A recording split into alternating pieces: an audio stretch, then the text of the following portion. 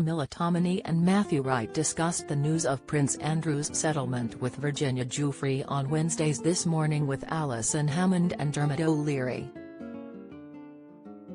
Camilla warned the Duke of York has little time to redeem himself as she questioned Prince Charles' sympathy to his brother. Presenter Alison asked the royal expert what's next for the Duke. Camilla remarked, "At the moment I think completely below radar.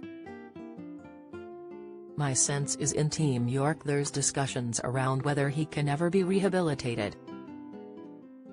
He can't in public life because when he was stripped of his royal and military associations last month it was expressly said there's no going back, so those patronages are going to be handed on to other members of the royal family.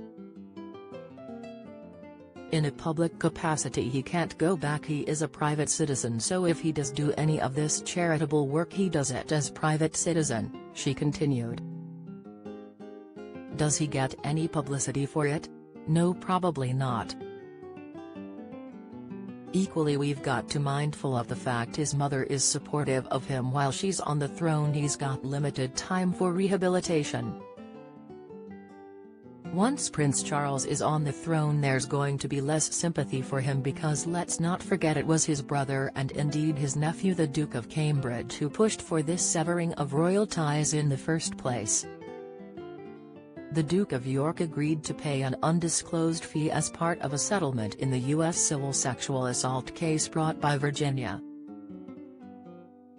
He accepted Virginia had suffered as a victim of abuse but made no admission of liability and has always denied the allegations.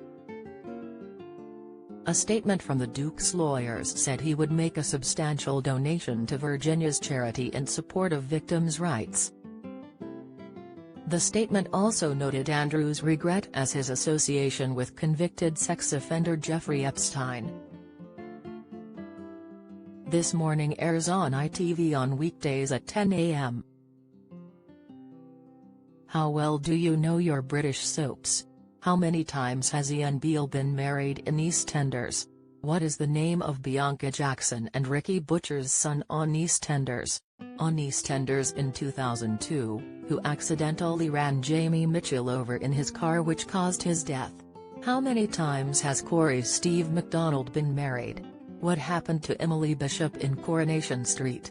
Who murdered Maxine Peacock in Coronation Street in 2003?